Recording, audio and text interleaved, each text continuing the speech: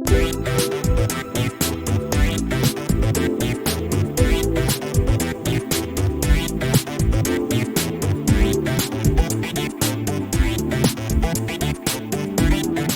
we are now recording. So I'm delighted now to introduce Ruth Farnan. Ruth will be speaking about her experience of working towards a reopening for a third time now, and exploring her challenges and learnings from last year, shaping the Asmolean volunteering program and practice now, and looking into the future as well.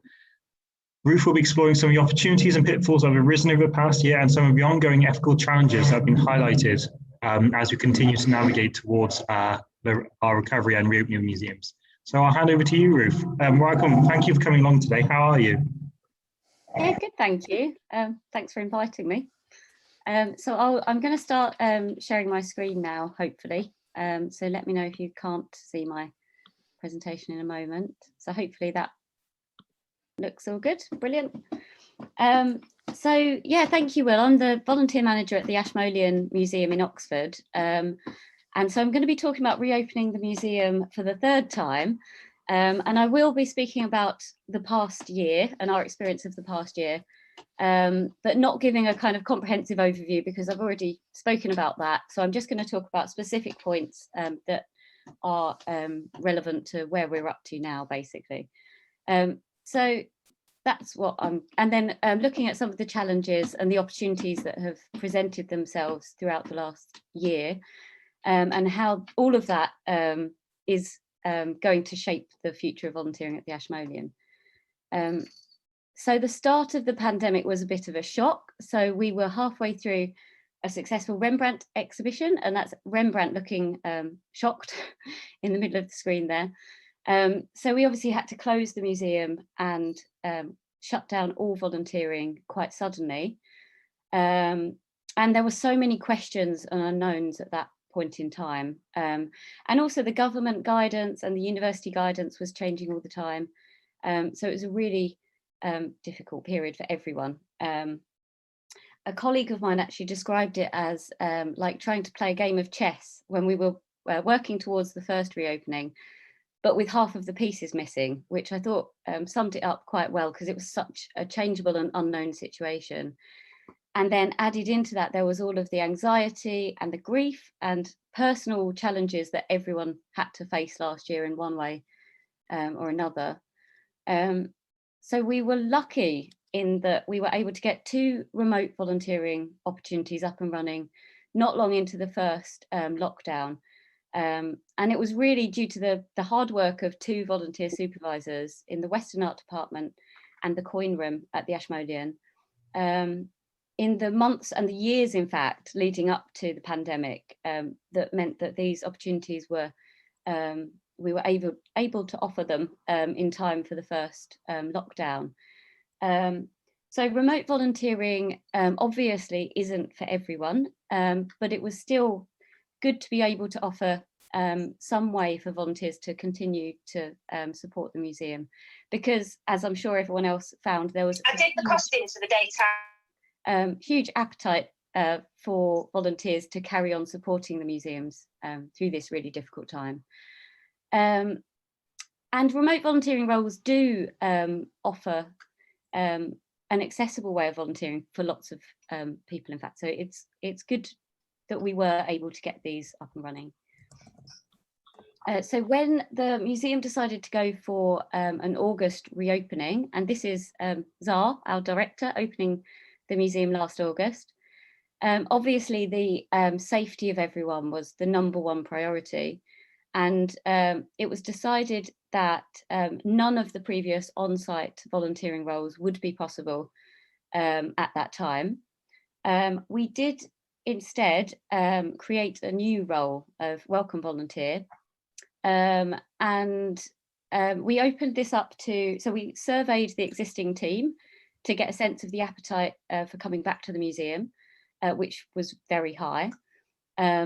Although lots of volunteers obviously at that time were still feeling really anxious and weren't ready to return, which was completely fine. And there was no pressure to come back before people were completely ready.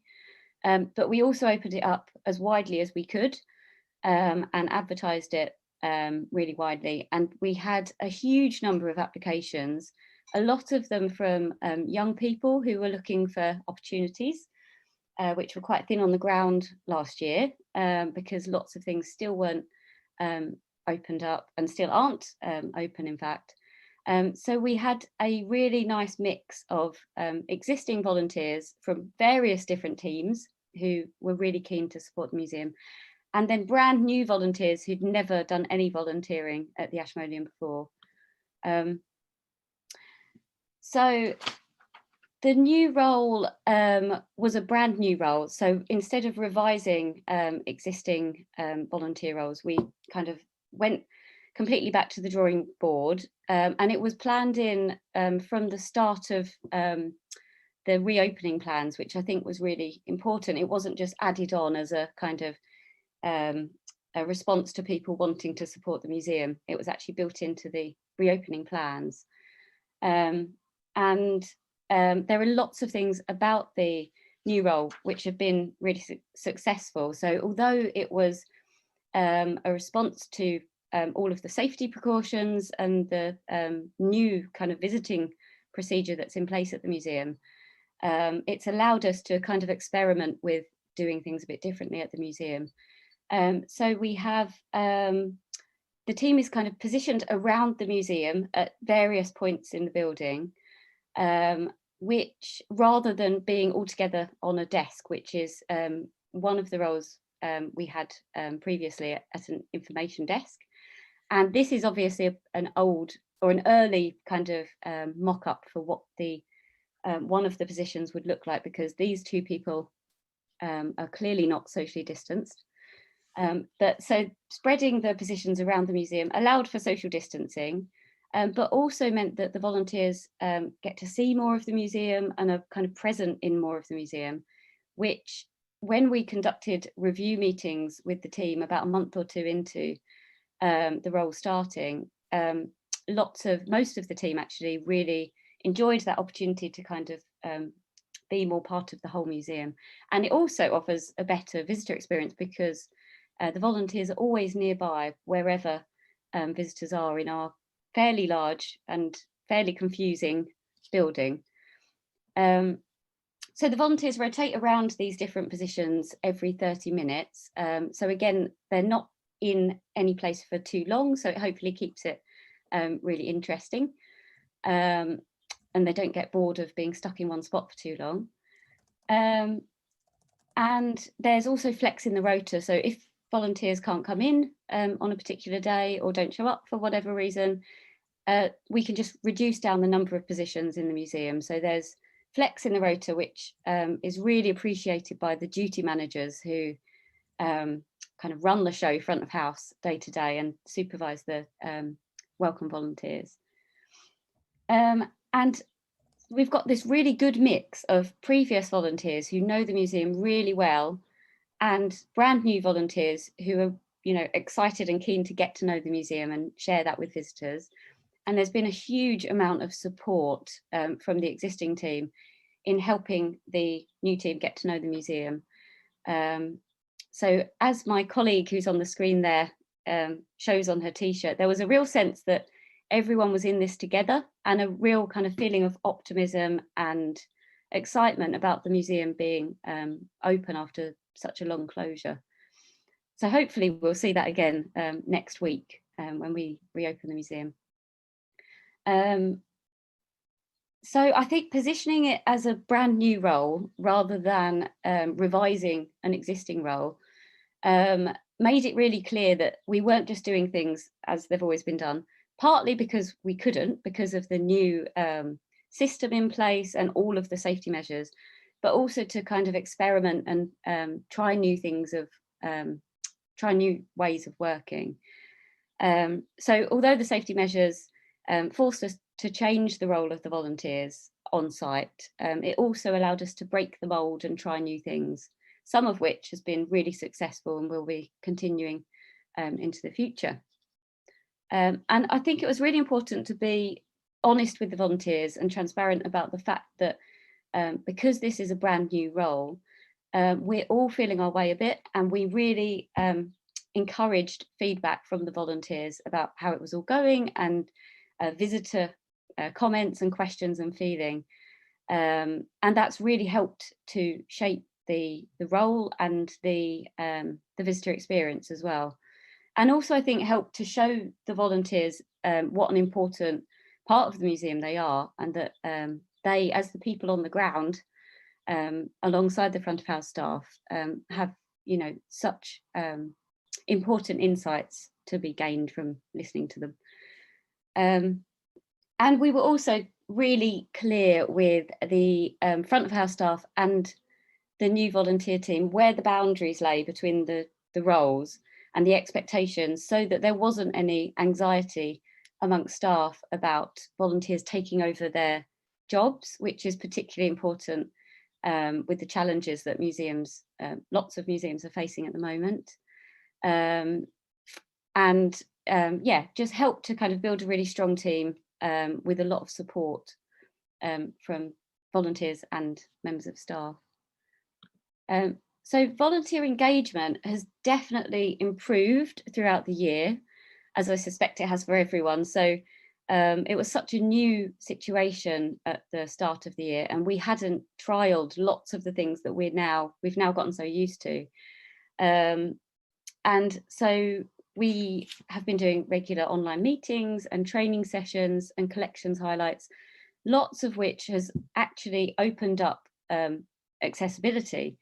So, for example, at our collection highlights sessions, which we now run once a month, and will hopefully continue to run into the future, we've been having consistently high numbers of volunteers and front of house staff attending those sessions, and they're delivered by our volunteer tour guides. And these are some of the topics that they've covered over the last few months. But there's this huge appetite for learning about the museum and the collections that's always been there, and in fact is, you know, one of the biggest pulls to the museum and to museums, and why people want to volunteer and work in museums. So having that space to and the time to set up and deliver and attend to these sessions has been really positive. And we're also lucky enough to be part of GLAM, which is the Gardens, Libraries and Museums of Oxford University. And there's a cross-GLAM team who work with volunteers at all of the different sites, who've also been developing lots of really good ways to keep all of the volunteers engaged throughout the year, whether or not they were actually doing any volunteering roles. And that's been hugely valued by the volunteers. So the challenges. So although the digital has obviously offered us and shown us the benefit of lots of digital engagement, there are some volunteers who can't access any online sessions. And so I think in future we need to bear that in mind. And although we're going to continue with lots of the online initiatives, we'll need to take a blended approach and build in on-site sessions when we can. Another challenge has been balancing the duty of care and for the safety of our volunteers with trying to avoid discrimination based on age and health. And so at the moment, the Oxford University guidance is that we still shouldn't be accepting volunteers on site who are extremely clinically vulnerable, which has caused some disappointment amongst the existing team wanting to return, and also new volunteers wanting to get involved with the museum. So that will continue to be a challenge that we have to navigate. And actually the vaccination programme adds another level of complexity about that. And in fact, as somebody was saying at the start, you know, there's so many personal opinions about where the line is drawn about all of these issues. So it will be a challenge that we continue to have to navigate. Promoting opportunities as well. So finding the balance between wanting to be as inclusive as possible and open the net and open up opportunities to as many people as possible, while also valuing the experience of existing volunteers, has at times been a bit of a challenge, and one which we'll continue to have to navigate, but hopefully less so as we're able to offer more opportunities at the museum. And I think something that which we're expecting to have to navigate as a museum is the balance between visitor anxiety and visitor frustration. So at the moment, we're in a way protected by the government, the law, which says we have to have all of these safety measures in place to protect everyone at the museum. But when that goes in June, potentially, I think it's potentially going to be a challenge to get the balance right between for those visitors that are still feeling really anxious and worried about visiting and want all of the safety measures in place, and then those that are just frustrated and fed up with all of the restrictions. And amongst the volunteers and staff as well, I'm sure there'll be differences of opinion. And like I say, one of the main challenges has been the really limited range of roles. So we've only had the 2 remote volunteering opportunities, and then the 1 on-site opportunity. And obviously having a wide range of roles available leads to more inclusion, because you've got more things to offer different people that want to volunteer in different areas and for different reasons. So that will definitely be a priority of the programme going forward. And they're just some of the roles that used to exist. So we'll be reviewing our recruitment and engagement strategy in light of some of the things that I've been speaking about. So for example, enhancing digital, definitely, but also being aware of the limitations. And really prioritising opening up pre-existing roles and creating new roles. This was already a priority of the Ashmolean before the pandemic, but then it's all been kind of put on hold for the last year. So that's going to be a real priority of ours to create lots more opportunities for people that want to volunteer. The cross-team learning opportunities have proved really successful, and not only, as I say, kind of feed to that huge appetite for learning about the museum and the collections, but also I think brings the teams together and creates a kind of cross-team cohesion, and also kind of demonstrates the huge knowledge about the museum that the volunteers have, and the huge value to the museum. The front of house staff have been really enjoying the collection highlight sessions, for example. So we'll keep inviting them along to those. And so encouraging volunteers' voices has been really key. And I think for me, actually, one of the key lessons from the last year is that flexibility has obviously been really key in kind of adapting to all of the changes as they happen. But then, so planning as best you can based on the information you have available, but then looking at what's actually happening and listening to those on the ground and kind of adjusting as you go and trying to be as agile as you can. And so we're continuing to learn and adjust, and it's still obviously a really changeable situation, although it's looking good at the moment, and we're excited to be reopening on Monday, but just continuing to learn and adjust and be flexible into the future, I think will be really important. So that's where we're up to now. Hopefully, I realise it's a different situation for everyone, but hopefully some of that is useful, at least to see what other museums are doing, or one museum is doing. Brilliant. Thank you. Thank you for sharing your insight and your experiences over the last 13 months. It's been a really testing time for a lot of volunteer managers across the sector, and it's a lot of different experiences, as you've just said. We've had a couple of questions in, so we'll quickly go through a couple of them before we head on to Rachel's presentation. Do you have a in place a minimum or maximum number of shifts you're expecting volunteers to do during a given period of time?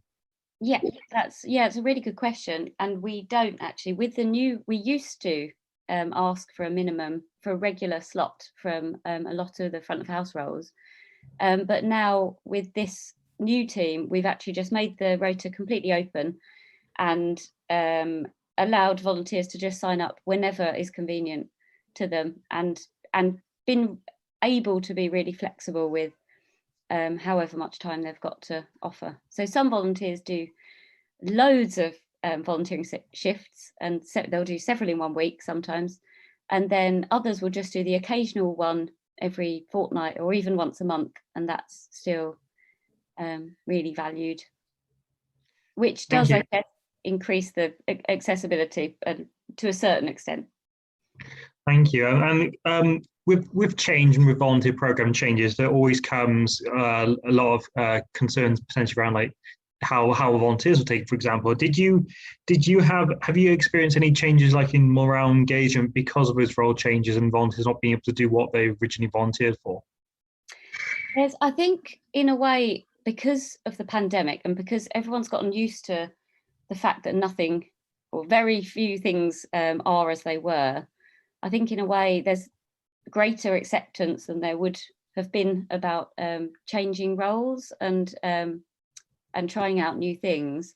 But I think on the whole, there's been just a lot of understanding that we're, having to kind of adapt as we go and be flexible, and that certain areas of previous roles aren't possible. I think there is some frustration from volunteers whose roles aren't up and running yet, that are really keen to come back as soon as they can. Definitely. So, yeah. Definitely, I can imagine the people just waiting to get back as soon as they can. And I think my final question for now is, you mentioned how this was developed in consultation with understanding the role of front of house. Was there any like key areas that you identify being within front of house, for example, and not within the volunteer side? Yeah, so the front of house staff they've got quite a multifaceted role, really. They're there to kind of help visitors and answer questions, which is part of the welcome volunteer role, of course. But they also have a certain amount of security responsibility and evacuation responsibility, and none of that is put on the volunteers, none of that responsibility. And also, I think, even kind of handling difficult visitors, if there are anything that the volunteers don't know or that they're not able to help with, the front of house staff have to have a much better, fuller understanding of the museum. So there's much more expectation on the front of house staff to be able to help. Brilliant. Thank you, Ruth. Thank you for sharing your presentation today, and best of luck for reopening. I hope it all goes well.